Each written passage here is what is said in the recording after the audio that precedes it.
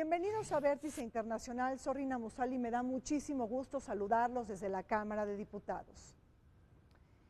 Brasil está sacudida por un encadenamiento de crisis simultáneas. La crisis política, la recesión económica y el desacomodo institucional que se pueden palpar por la destitución casi inminente de la presidenta Dilma Rousseff.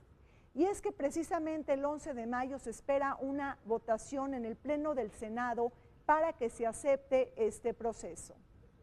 En este programa analizamos los frentes abiertos en Brasil, los avances del juicio político en contra de la presidenta, así como los signos del cambio político en América Latina. Acompáñenme.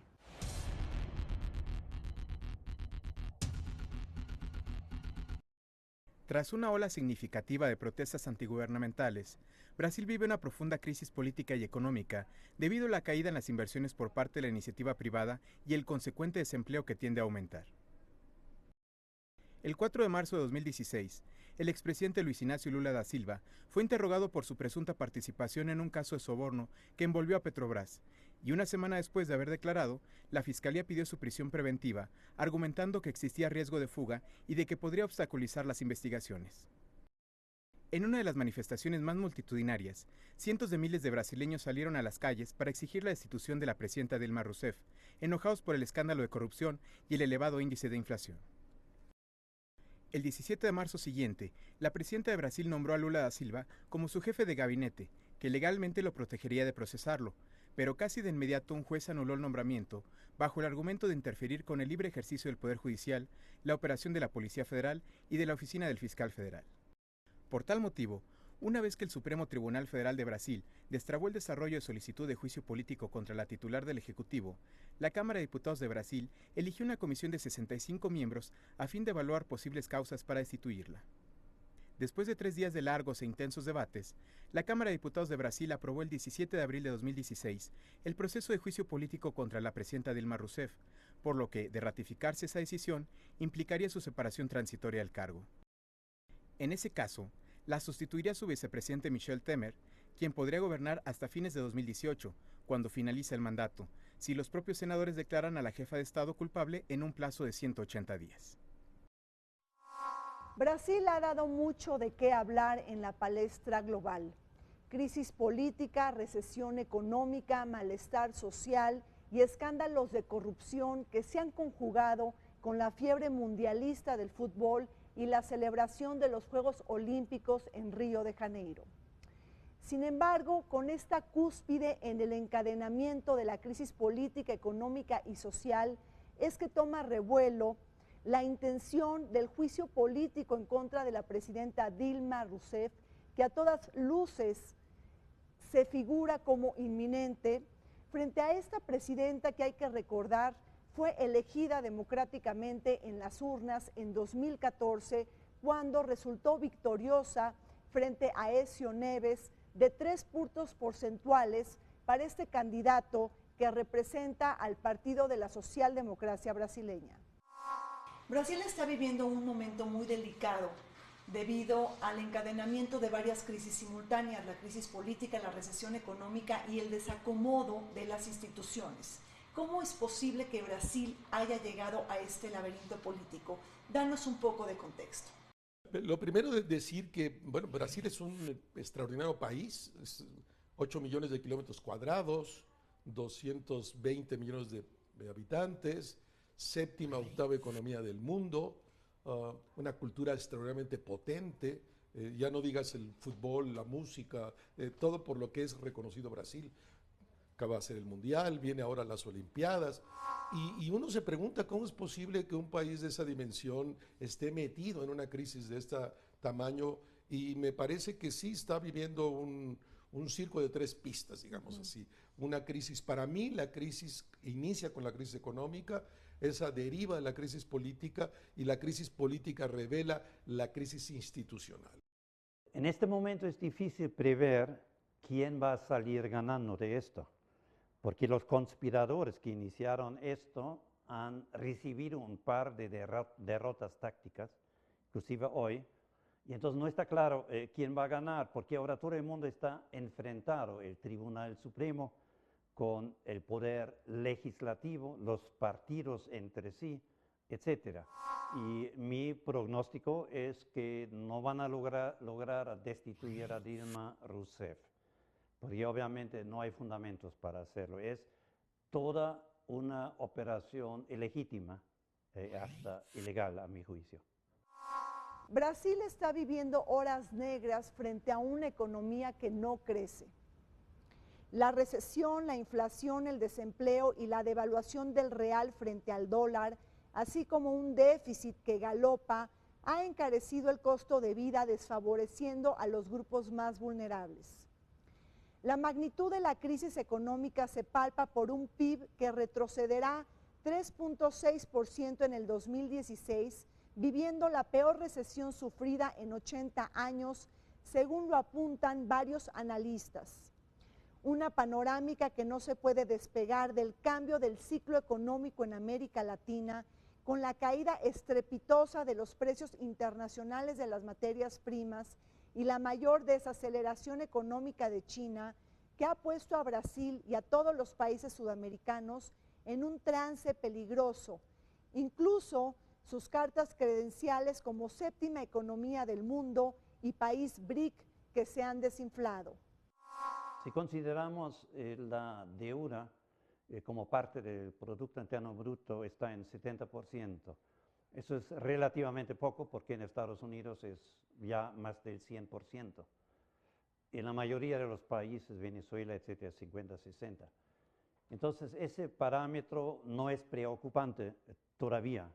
Lo que sí es un poco preocupante que ha llevado a una devaluación de la calidad crediticia, de credit rating, es el déficit fiscal, que ha sido el último año entre 8 y 10%. O sea, 8 y 10% de todo lo que se ha gastado ha tenido que pedirse prestado, porque los ingresos no alcanzaron para los gastos. Entonces, esto sí es un punto que hay que atacar, pero no es nada que no se pueda controlar con una política sensata de reformas. Pero justo eso, en parte, esas reformas que la presidenta intentaba hacer han sido uno de los pretextos para movilizar la calle y la clase media contra el gobierno.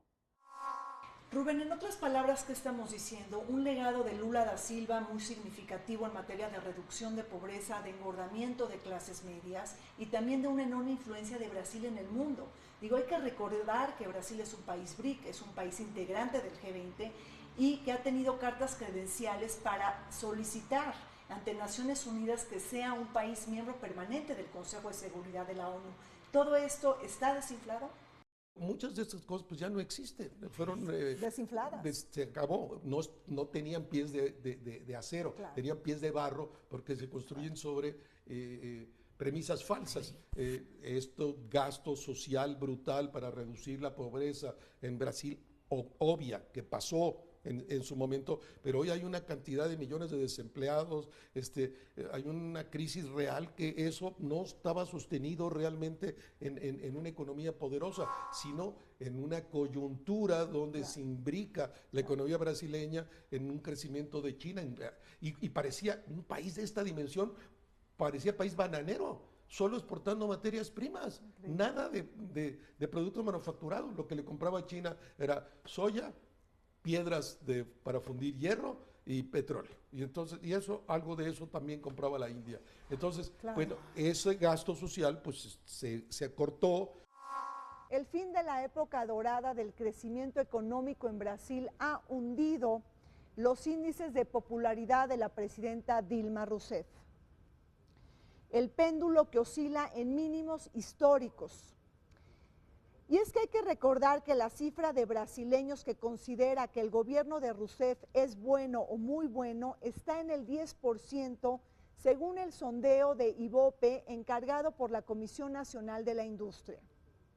La presidenta está envuelta en un sentimiento de desconfianza de la ciudadanía y de un desencanto generalizado hacia su desempeño.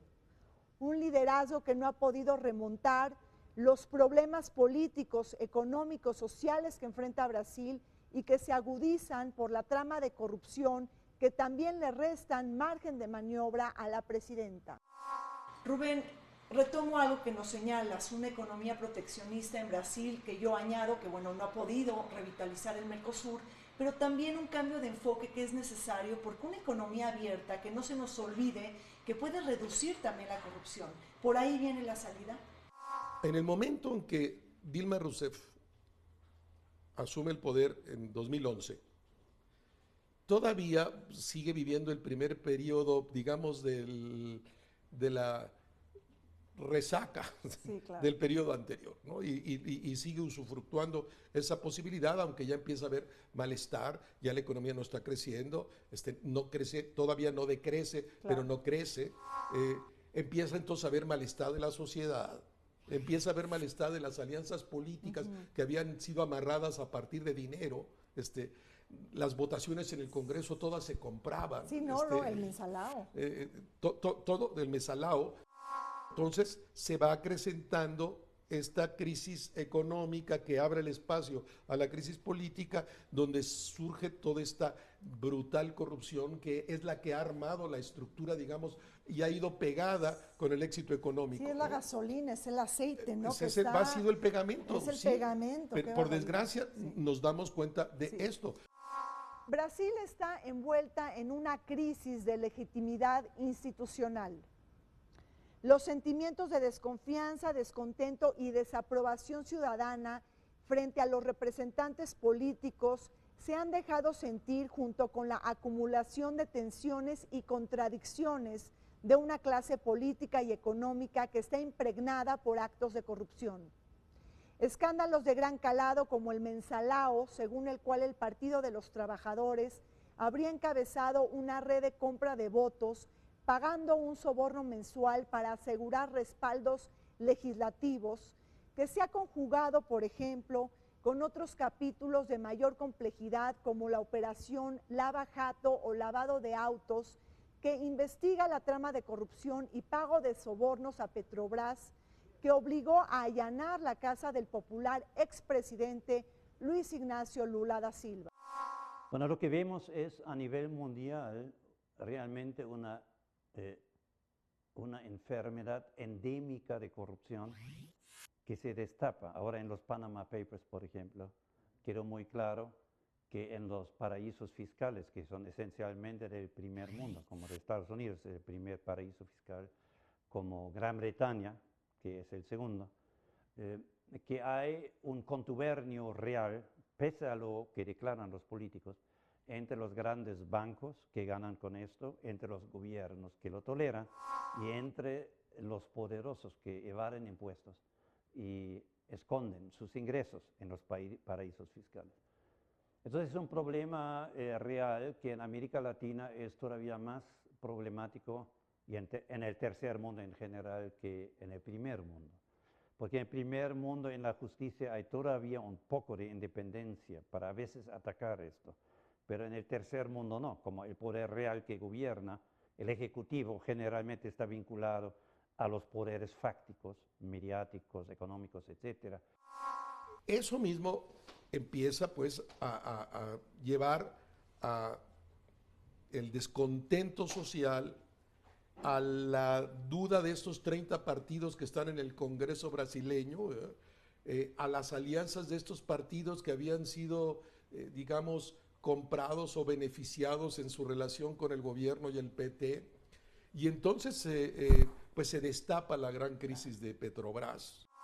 ¿Cómo la presidencia del Consejo de Administración de Petrobras, que era ella, cuando ocurre todo esto, no se dio cuenta? Claro. ¿Qué puedo decir uno? ¿Cómo el presidente de la República, el presidente Lula, cuando está en el ejercicio, no se dio cuenta? Uno tiene derecho a la sospecha, claro, por lo menos. El contexto regional para Dilma Rousseff ha cambiado debido a nuevos ingredientes en el entramado político. Por ejemplo, la UNASUR, que está comandada por el expresidente Ernesto Samper, expresidente de Colombia, al igual que Luis Almagro, el ex canciller de Uruguay, que ahora comanda la OEA, los dos liderazgos han apoyado decididamente a la presidenta de Brasil, Dilma Rousseff, frente a un proceso de destitución y de juicio político. Pero es que hay que entender que sobre todo esto, pues no se puede negar que soplan nuevos aires del cambio político en América Latina. Ahí están los casos de Venezuela, de Bolivia y de Ecuador, países que están comandados por fuerzas de la izquierda, pero que no están pudiendo alargar su estancia política en el poder. Ahí también, como botón de muestra, está Argentina, la llegada de un nuevo liderazgo en manos de Mauricio Macri y el fin de 12 años de gobiernos kirchneristas y peronistas. Además de los problemas entre las clases populares y las clases oligárquicas, que se expresan en gobiernos populares, reformistas, como Chávez, como Evo Morales, como Correa, o como Lula, Kirchner, etc., hay aquí un aspecto geopolítico en el cual Estados Unidos tiene fuerte interés. Estados Unidos no ha perdonado a esos gobiernos que hayan buscado una alianza estratégica de desarrollo con China y en menor medida con Rusia. Y lo entienden como una traición y como una ruptura de la doctrina Monroe. Y ahora dicen, bueno, como ahora ya son débiles, ahora les vamos a demostrar quién manda en el patio trasero y nosotros mandamos. Y todos los que querían hacer la gran evolución con los BRICS y con China, ahora los vamos a congelar. Si les va bien, si les va mal, los metemos a la cárcel. En 2015, el 89.5% de las exportaciones de México fueron productos manufacturados. Para nosotros, a partir del 94, pues la economía mexicana ha habido ajustes brutales. Al principio, sin anestesia, un corte brutal para uno, pero nos hemos hecho una economía profundamente manufacturera. Con más valor agregado. Con ¿no? mucho mayor, más valor agregado y que no dependes de los vaivenes de los commodities, que ha sido parte de la tragedia de América Latina. Bueno, Brasil cayó otra vez en esto porque es un país que en realidad, en términos de su dimensión, exporta poco productos manufacturados. México es el que exporta más productos manufacturados de toda América Latina. Brasil anda hacia la mitad de la tabla, un 49-50% de sus productos son manufacturas, el resto sigue siendo materias primas. Y en la lógica de una economía muy protegida, que no compite en el sentido que está cerrado a su economía y lo hace muy difícil.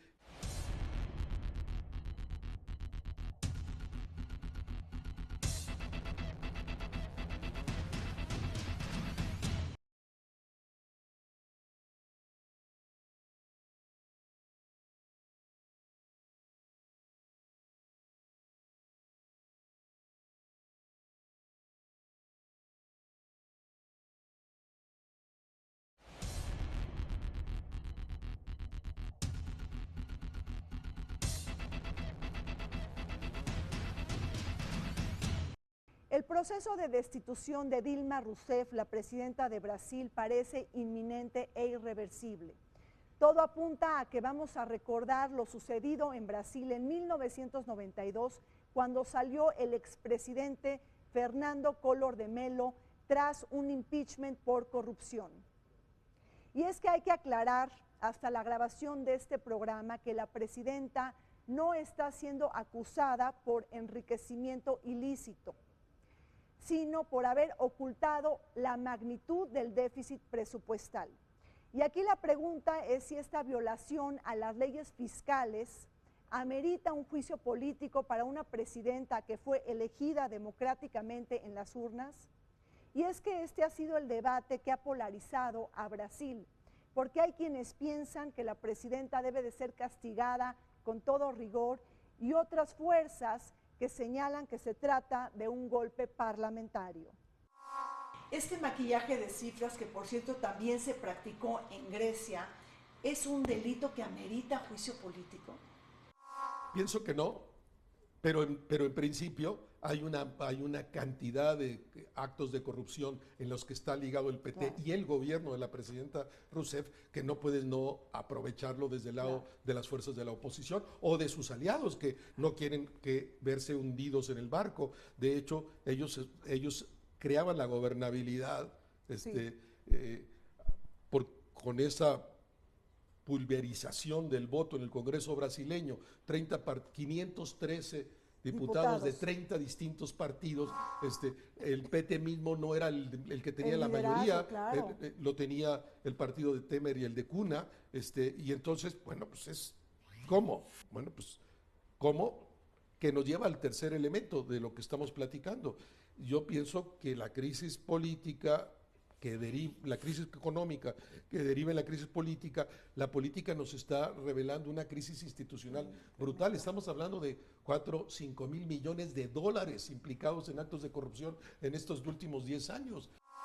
Los causantes de un impeachment o juicio político obviamente están codificados en la Constitución y en las leyes reglamentarias. Y allá no aparece un delito que es manipular cifras del presupuesto 2014 para ganar las elecciones para 2015. Es decir, es absolutamente absurdo y como tú dices, ni siquiera se han atrevido a levantar una demanda por corrupción en el caso de Petrobras, etc. Es decir, todo esto es un globo de aire inflado contra la presidenta para quedarse con el poder que en el año 2014 en las elecciones no podían ganar. ¿No? Es en el fondo una puñalada en la espalda de los aliados del gobierno, con algunos partidos medianos de centro, a los cuales se les presentó la oportunidad de formar parte del próximo gobierno una vez que caiga Dilma Rousseff y el PT. Esto es una intriga clásica de la política y de politiqueros sin ética. El pedido de juicio político en contra de Dilma Rousseff avanza con toda rapidez en Brasil. El pasado 17 de abril, 367 diputados de un total de 513 votó a favor del juicio político en contra de la presidenta, alcanzando así los 2/3 requeridos para continuar con este proceso contra la mandataria. Con luz verde en la Cámara Baja, ahora los reflectores se enfilan hacia la votación del 11 de mayo en el Senado, en donde con una mayoría simple se puede obligar a Dilma Rousseff a apartarse del cargo hasta por 180 días mientras la juzgan. En este caso, el vicepresidente Michel Temer pasaría a ocupar la presidencia interina. En este momento, casi la mitad de los miembros de la Cámara de Diputados y la mitad del Senado están bajo investigación por diferentes violaciones de las leyes, incluyendo corrupción. Y inclusive 2 de los principales estrategas del golpe de Estado contra Dilma, Eduardo Cunha, el presidente del Parlamento, la Cámara de Diputados, y el vicepresidente Michel Temer, ambos del PMDB, del partido que está en coalición con Dilma, ambos están siendo investigados por el Tribunal Supremo por obstrucción de la justicia y por corrupción. Hasta ahora Dilma Rousseff no ha sido acusada por enriquecimiento ilícito. ¿Esto es un castigo desproporcionado para una presidenta que ha sido elegida democráticamente o bien es una artimaña política de la derecha? Uno podría decir, bueno, la derecha no ha podido derrotar al Partido del Trabajo en las 4 últimas elecciones por la vía electoral y ahora aprovechó estas oportunidades y resquicios que ofrece la ley para atacar. Bueno, uno podría decir, yo lo que pienso es que en todo caso, si fuera esto, en realidad hay una materia brutal para que ocurra. O sea, el propio PT, el propio Lula, la propia Rousseff dieron lugar con su tipo de gestión para que ocurriera esto. Entonces les entregaron en bandeja de oro esta posibilidad a otras fuerzas. Que las están aprovechando. Que las están aprovechando. Es más, en política serían idiotas si no lo hacen, claro, porque la política es así. Ya no fluyó el dinero con lo que les compraban, ya no fluyó el dinero que les llegaba a la empresa, a estos políticos, claro. Y entonces dice, pues acabemos con este régimen, abramos otra oportunidad y otra posibilidad. Dilma Rousseff está atrapada en Brasil. La embestida de la derecha, las polarizaciones al interior del Partido de los Trabajadores, las conspiraciones hacia afuera y el abandono de partidos aliados la han dejado sin respiro. Buena parte de los amarres políticos se han desvanecido dando luz verde a las votaciones sobre juicio político en el Congreso. En esta historia movida y convulsa se inscribe la salida de la coalición del gobierno del Partido del Movimiento Democrático Brasileño, el mayor partido político que le da la espalda a la presidenta y que ordena a 6 ministros a abandonar sus cargos en el gabinete. Bajo este duro revés figura el vicepresidente Michel Temer, quien liderando este partido ha conspirado contra su compañera de fórmula. Cuando finalmente Lula, cuando él ve que lo van a meter a la cárcel y lo llevan por la fuerza, por la policía, ante la justicia, un ícono de la política socialdemócrata al nivel mundial. Entonces, cuando se dan cuenta de esto va en serio y que van a terminar en la cárcel y van a destruir el Partido de los Trabajadores, porque el trasfondo de todo esto es que quieren que el PT en 2018 no ponga a Lula como candidato, porque va a ganar. Eso es el trasfondo, uno de los trasfondos. Entonces, cuando ven lo peligroso y serio que es esto, entonces el PT empieza a movilizarse con sus aliados. Y entonces esa polarización, cuyo primer paso es la manipulación de la calle por parte de los grandes medios, Rede o Globo y Folha de Sao Paulo, etcétera, etcétera. Cuando esa primera etapa genera conciencia en la gente, empieza a equilibrarse la cosa. Yo diría ahora que en la opinión pública y a nivel mundial los poderes están equilibrados. Y como a Acuña le van a encontrar su corrupción y a Temer también, va a ganar la presidenta, a mi juicio, ¿no? En el peor de los casos va a haber nuevas elecciones, eso es posible, porque ambos lados están muy debilitados.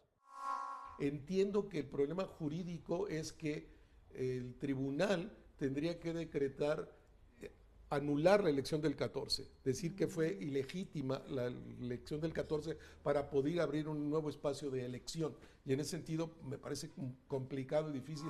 Más bien veo que el vicepresidente terminará el mandato a final del 18 sí, y en ese marco pues... y que ya está listísimo para preparar su gabinete, ¿no? Ya lo han anunciado en diversas ocasiones, ha filtrado cosas en las redes, como haciendo sentir que ya es el nuevo presidente del Brasil. En esta trama de alto voltaje político, la presidenta Dilma Rousseff nombró al expresidente Luis Ignacio Lula da Silva, acusado en el caso de corrupción de Petrobras, como ministro de la Casa Civil en el Palacio de Planalto, la sede del Ejecutivo Federal brasileño. Con este movimiento, la presidenta sella la complicidad entre amigos y padrinazgos para esconderlo de la justicia y regalarle una buena dosis de inmunidad. Sin embargo, Lula da Silva no podrá ejercer su liderazgo como superministro porque la designación fue suspendida por la justicia. Con este balanceo frustrado, tanto Dilma como Lula se desinflan. Y es que nadie hubiera pensado que el destino le jugara así al expresidente de Brasil, Lula da Silva, quien se despidió del poder con un 80% de aprobación ciudadana y que se encumbró como un referente innegable en su liderazgo en América Latina y el mundo. Un error de Dilma Rousseff fue haber subido al carro político a Lula da Silva como superministro cuando estaba acusado por el caso de Petrobras. Pero yo pienso que lo hace precisamente por eso, en un acto de lealtad. Si lo hago ministro... Claro, le doy inmunidad, le doy ¿no? inmunidad y ya salvo y aquí negociamos a ver si no va a haber el impeachment. Pero eso enojó, ¿no? A la sociedad. Yo pienso que enojó a la... Sí, pero claro. se veían contra la pared. A mí sí me parece que fue en los hechos confesión de culpa. ¿Para qué lo proteges si es inocente? Claro. Le das esa posibilidad para que no sea juzgado y que a su vez, pues ahora es otra de las demandas que está haciendo la Fiscalía en razón al caso de Lula de evadir a la justicia, ¿no? Y por otra parte se tenía que reforzar el gobierno porque Dilma nunca logró construir el perfil de constructivista, de garante del futuro, que Lula sí había logrado. Ella sin duda es la primera mujer, eso es otro problema, porque aquí hay bastante fuerza machista, antimujer contra la política de ella. Pero ella es la primera mujer, ella es guerrillera. Ahora justo murió uno de sus torturadores, un capitán del ejército ayer, coincidiendo con esto. Entonces, ella representa sin duda la dignidad y la resistencia de los sectores populares. Y nada de esto le conviene a una clase dominante que no es democrática, ¿no? Entonces, quieren corregir los resultados no solo de las elecciones de 2014, sino prácticamente de todo el periodo que inicia con Lula. Quieren, como en Argentina, acabar con una socialdemocracia progresista y poner otra vez los viejos gobiernos de la oligarquía. La destitución de Dilma Rousseff en Brasil resulta imparable y ahora corresponde al Senado definir su suerte. Pero es que alrededor de toda esta trama hay enormes dudas y suspicacias. Por ejemplo, ¿cómo es posible que los artífices del juicio político en contra de la presidenta son legisladores que están acusados por actos de corrupción de Petrobras y ellos van a ser quienes decidan el futuro de la presidenta? Por eso es muy bien recibida la noticia de que Eduardo Cunha, el presidente de la Cámara de Diputados en Brasil, haya sido suspendido de su cargo por la corrupción de Petrobras, ¿no?, quien él mismo está vinculado. ¿Y por qué es importante? Porque este personaje pues, fue uno de los autores intelectuales del juicio político en contra de la presidenta. Y el Tribunal Supremo de Justicia, que jugó un papel bastante dudoso en esto, finalmente respondió a ese cambio de fuerzas, porque en diciembre se había solicitado la inhabilitación de Cunha, del presidente de la Cámara de Diputados, que era el gran operador de esto. En diciembre se solicitó esto al Tribunal Supremo y ahora, hace un par de días apenas, dieron una respuesta positiva y lo inhabilitaron.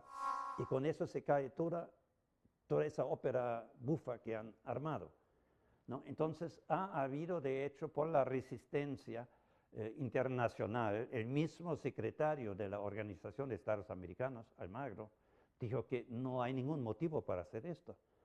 Entonces, como ya hay un cambio en la correlación de fuerzas, se empieza a notar esto en la actuación del Tribunal Supremo y por lo tanto, esto va a fracasar, esa maniobra, de una u otra forma.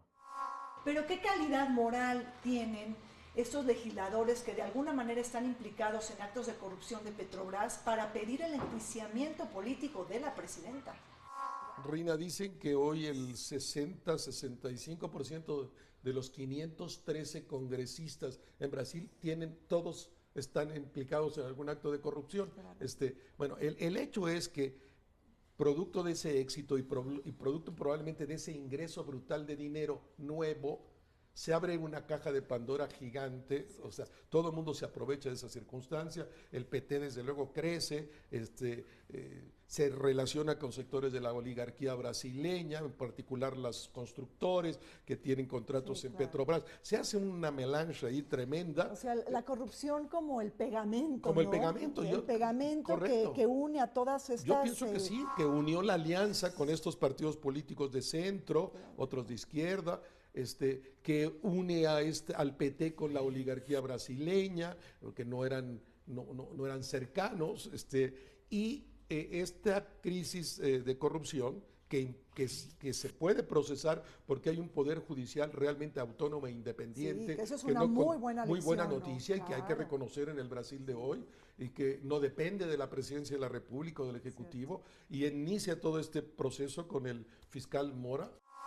Del boom a la recesión económica, esa es la realidad que permea para la mayoría de los países de América Latina, quienes están padeciendo el fin del superciclo en los commodities o en el colapso de los precios internacionales de las materias primas. No, la caída, por ejemplo, del cobre, de la soja, del petróleo, el gas y un freno por la sed de minerales ha tenido consecuencias en las dimensiones económicas y sociales de los países de América Latina, pero también tiene un correlato político. Y hay que recordar, ¿no?, que para el caso de Brasil, pues termina la bonanza económica con un fuerte disparador en el descontento social, pero ello también desacomoda a las fuerzas de la política. Un nuevo enjambre de intereses que se está cocinando y que está presionando por el juicio político, la destitución de la presidenta y la celebración de elecciones anticipadas en Brasil. Porque Brasil es el único país latinoamericano de la alianza global con Rusia, con China, con India, con los BRICS. Entonces, si se quiere golpear al Banco de Desarrollo de los BRICS, por ejemplo, si se quiere golpear a las posibilidades de inversión de China en sectores estratégicos, Brasil es el punto clave. Y como Venezuela, el gobierno de Maduro se va a caer, obviamente. Entonces, los tres puntos grandes de inversión China son Brasil, Argentina y Venezuela. Venezuela se va a caer con 60.000 millones de inversiones de China. Brasil tiene como 80.000 millones, etc. Entonces, una caída de ese gobierno abierto hacia otras potencias mundiales le conviene a muchos intereses nacionales e internacionales. Y a nivel continental, por supuesto, debilita los organismos regionales que ha creado el desarrollismo de Chávez. Oye, Rubén, pero lo que nos estás platicando ya es una historia conocida en América Latina, es un cuento que ya conocemos, que no debemos de depender de los precios internacionales de los commodities. Hay economistas que estudian de manera particular el impacto que en Brasil tiene el aumento de los commodities y las exportaciones y el crecimiento de la economía. No es común en otras economías, pero aquí hay una relación muy directa. Sí. Entonces eso les da una masa de dinero a la llegada del gobierno de Lula, coincide este momento de la economía mundo, y empiezan a obtener unos ingresos fabulosos, claro, pero se los empiezan a gastar. No empiezan probablemente en términos de idea política, son la izquierda que llega al poder, en la cuarto intento Lula llega a obrero siderúrgico, llega a la presidencia del país y empiezan a lo que entra a gastárselo, básicamente en programas sociales, que implicaba también la compra de una fidelidad de sectores para el Partido de los Trabajadores. Y me parece que el enorme error está ahí, el pensar que es la economía, la solidez de la economía la que está generando esta posibilidad y no asumir que se trata de una coyuntura. El correlato político en la caída de los precios de los commodities golpea no solamente a la presidenta de Brasil, Dilma Rousseff, sino a toda la camada de liderazgos de izquierda o derecha que se encuentran en el poder.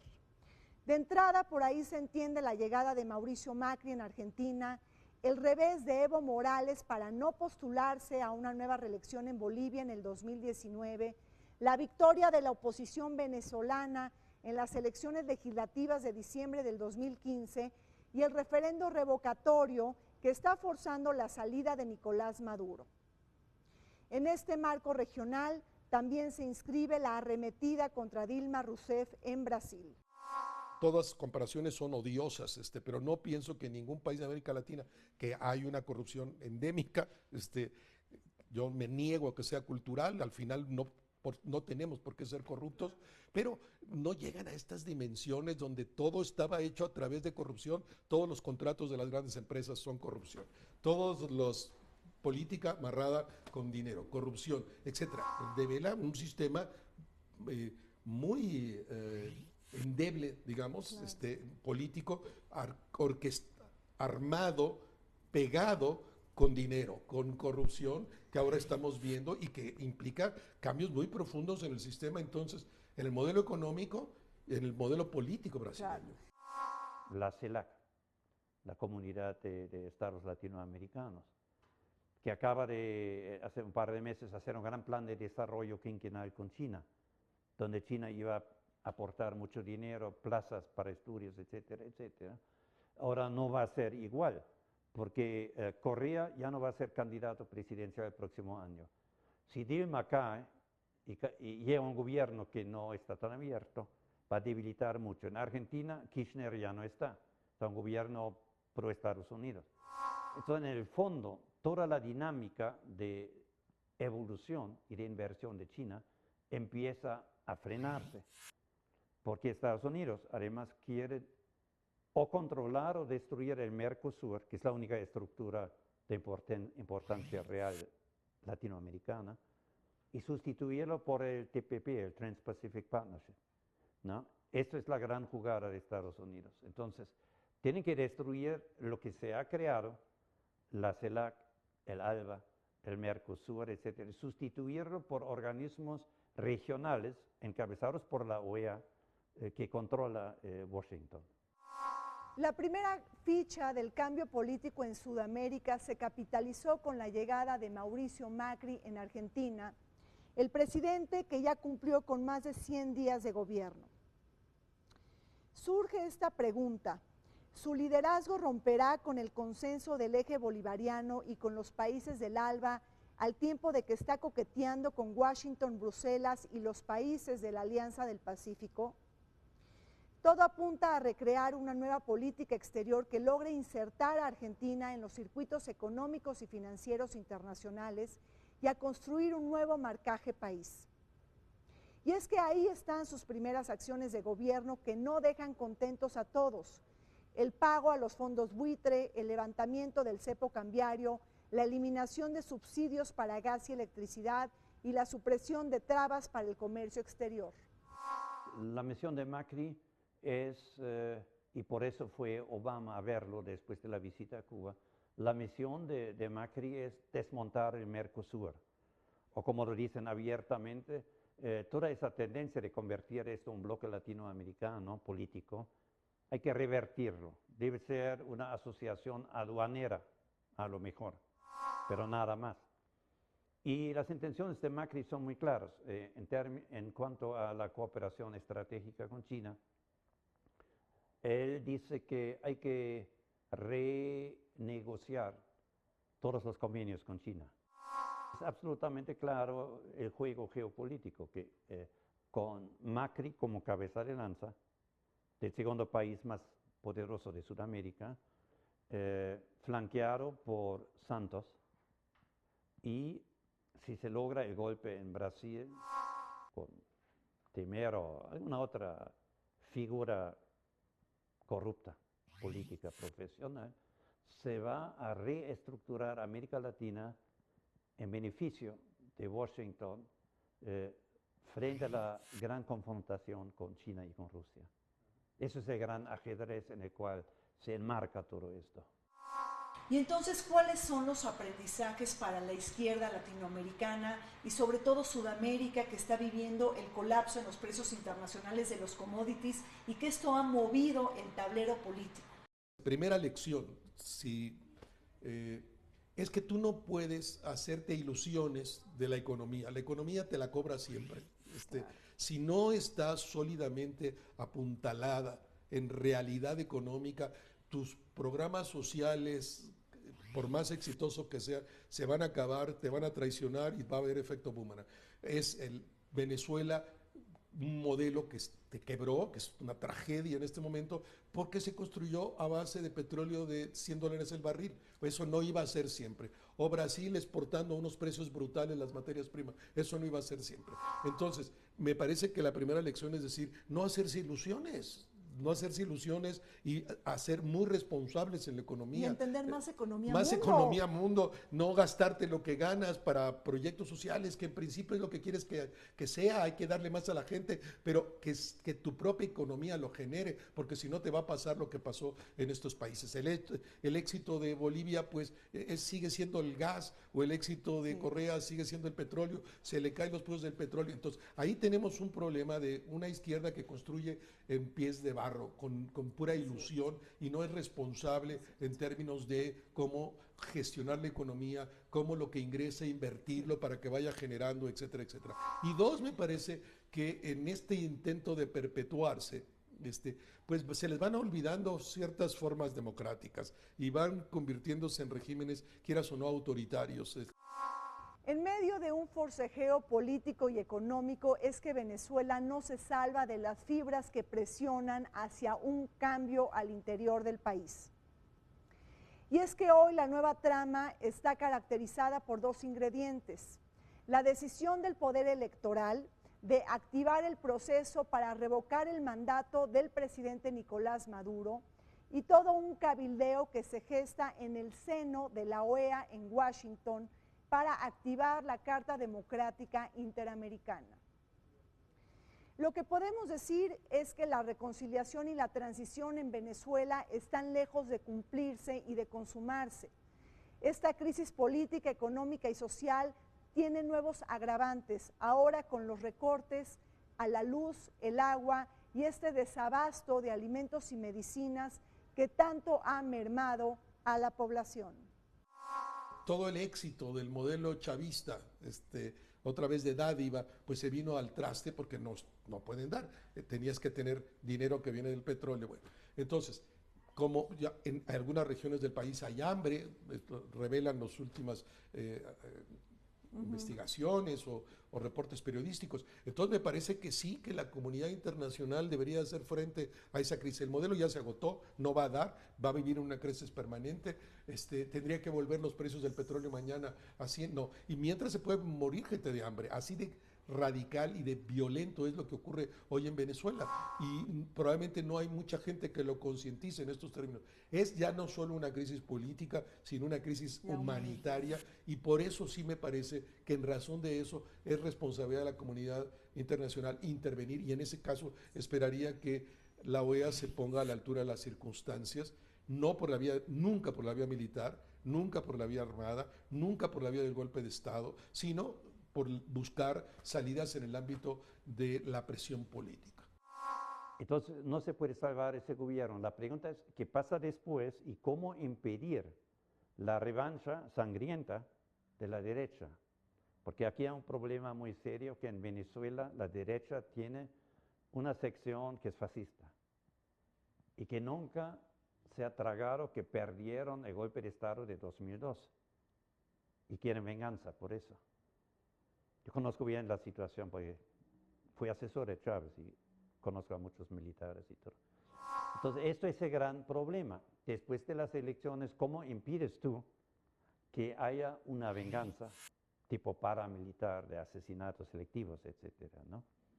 O sea, la caída del gobierno de Maduro, sea antes de enero o en enero, es inevitable.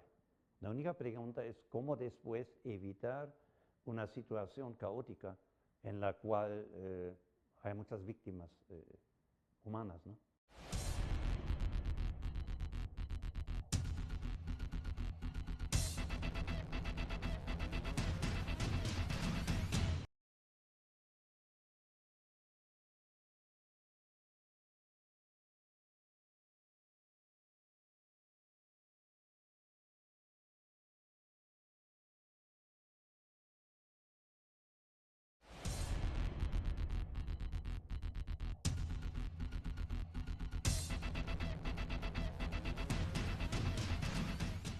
Y ese es el comentario de Federico Lamont en materia migratoria.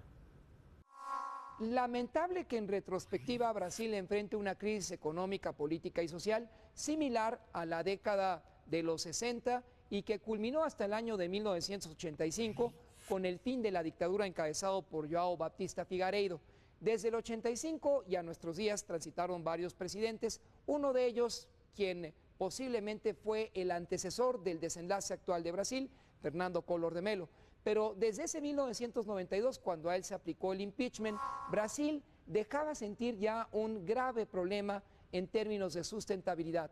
La devastación para la cual fueron omisos algunos de sus jefes de Estado en la región de la Amazonas. Y en la región del Amazonas, amigas, amigos, hay 9 millones de kilómetros cuadrados, no solamente en Brasil, sino de las naciones conjuntas, donde se da un desplazamiento que nadie, ni siquiera los gobiernos militares o la democracia emanada del 85, logró contener. Tancredo Neves, el primer mandatario emanado de ella, dijo: si hoy, cito textualmente el año de 1984, uno antes de que asumiera el poder brevemente debido a una enfermedad, si hoy no logramos contener la devastación en el último pulmón del planeta, mañana será demasiado tarde. Y a él siguieron Collor, Itamar Franco, Sarney y esta última, Dilma Rousseff, después de Luis Ignacio Lula da Silva, quien asistiendo a una reunión del cambio climático de Naciones Unidas en París, también reconoció que si no se contiene la devastación ahí, el flujo de cariocas continuará su escala ascendente hacia Manaus, hacia Brasilia y particularmente Río, donde ya no hay espacio para ellos. Qué tan paradójico es este tema, que no hay oportunidades de alimentación en la región devastada de la Amazonas. Se planteó precisamente el ganado, sustituyendo y devastando lo que ahí existía, y ahora las consecuencias son graves para una nación que corre el riesgo de iniciar un proceso de desertización que el día de mañana va a convertir a esta región en un desierto. Y esto es algo que ya ocurrió en Etiopía, que ya fue abordado aquí y está en la solución de sus jefes de Estado y particularmente del Congreso allá en Brasil.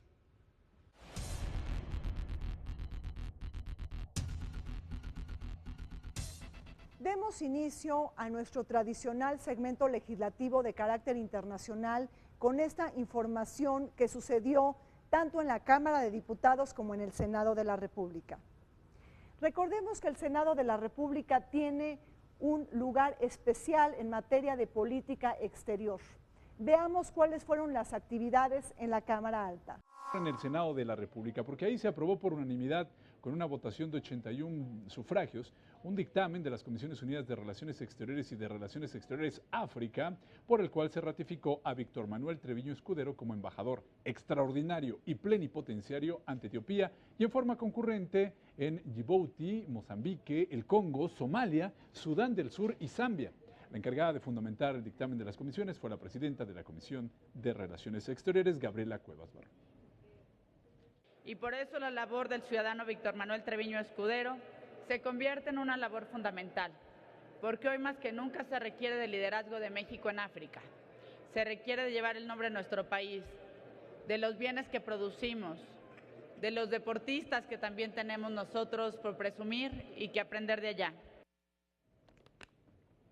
Luego del aval del Pleno, la presidenta en funciones de la mesa directiva, la senadora Rosa Adriana Díaz Lizama, tomó la protesta correspondiente al embajador. Si así no lo hiciera, que la nación se lo demande. Felicidades, señor embajador Treviño Escudero. Que después de este acto en funciones de inmediato. El Pleno del Senado también aprobó en un mismo acto 3 dictámenes, organizó las votaciones por regiones del mundo, estos de las Comisiones Unidas de Relaciones Exteriores y de Relaciones Exteriores América del Norte, por los cuales se ratificó a Juan Mauricio Tusset Ribot como cónsul general en San José, California, y Carlos Eugenio García de Alba Cepeda como cónsul en Los Ángeles, también en California, ambos en Estados Unidos, así como Porfirio Thierry Muñoz Ledo Chevalier como cónsul general de Toronto, en Ontario, en Canadá. Al respecto, se registró una votación de 81 votos en pro. Lo que esperamos hoy de los consulados de nuestro país es que, por supuesto, no descuiden en ningún momento a nuestras connacionales.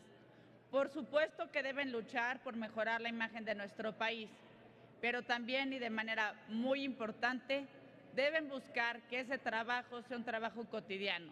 Por eso es urgente el empoderamiento, el de impulsar la binacionalidad, el de proveer de todo lo necesario para que los mexicanos puedan tener el acceso a su documentación desde un acta de nacimiento hasta una autorización o un certificado para credencial de manejar. Bueno, posterior a esta discusión y votación, los embajadores de los Estados Unidos mexicanos ante si así no lo hicieren, que la nación se los demande. Felicidades, señores cónsules. El Pleno del Senado avaló con 96 votos a favor 3 dictámenes de las Comisiones Unidas de Relaciones Exteriores y de Relaciones Exteriores América Latina y el Caribe para ratificar a Rubén Alberto Beltrán Guerrero como embajador en Chile, a Francisco Agustín Arroyo Vieira como embajador en el Uruguay y como representante permanente ante la Asociación Latinoamericana de Integración. Finalmente, a Fernando Eutimio Ortega Bernés como embajador extraordinario plenipotenciario, todos ellos ante el Uruguay. Tras haber escuchado puntualmente estas 3 comparecencias, las comisiones dictaminadoras emitimos nuestros votos a favor porque consideramos que los 3 nombramientos son perfiles adecuados, capacitados, con la preparación y el compromiso para representar a nuestro país y a las y los mexicanos. Pasaron casi 7 meses sin titular en la Embajada de Chile, cuando es un socio estratégico para México, y la de Uruguay pasó casi un año sin un jefe de misión, cuando, insisto, tiene grandes lecciones que podemos aprender de ellos. Habría que cuidar estos detalles y seguir haciendo lo necesario. Luego de la fundamentación de estas decisiones, el presidente de la mesa directiva, el senador Roberto Gil, tomó protesta a los nuevos representantes diplomáticos, embajadores en Chile, Uruguay y Paraguay. Bueno, y el Pleno del Senado de la República avaló con 95 votos en pro y por unanimidad ratificar a Marco Antonio García Blanco como embajador extraordinario plenipotenciario ante Serbia y de forma concurrente en Bosnia y Herzegovina, Montenegro y Macedonia, a José Arturo Trejo Nava como embajador ante Rumania y Miguel Malfabón Andrade como embajador extraordinario plenipotenciario en Irlanda, tal y como lo propusieron las Comisiones Unidas de Relaciones Exteriores de Europa.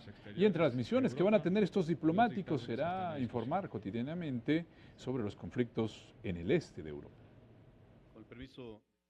Fundamentalmente en Europa del Este, la mira debe estar puesta en la contribución de la estabilización política, económica y social de la región, la integración de los nuevos estados de la Unión Europea y a otros organismos internacionales, el enjuiciamiento de crímenes de guerra, así como combatir el nacionalismo. Es un placer saber que nuestras representaciones diplomáticas en estos países estarán en manos de diplomáticos que provienen del Servicio Exterior mexicano, quienes además de contar con muchos años de experiencia, han recibido condecoraciones gracias a su impecable desempeño en el extranjero. Tal es el caso del ciudadano José Trejo Nava, designado como embajador para Rumania. Rina Musali, como siempre, les recuerdo que este programa se transmite todos los martes a las 9 de la noche y en repetición los sábados a las 19 horas. Vértice Internacional, un programa para todos aquellos que les gusta vivir sin fronteras.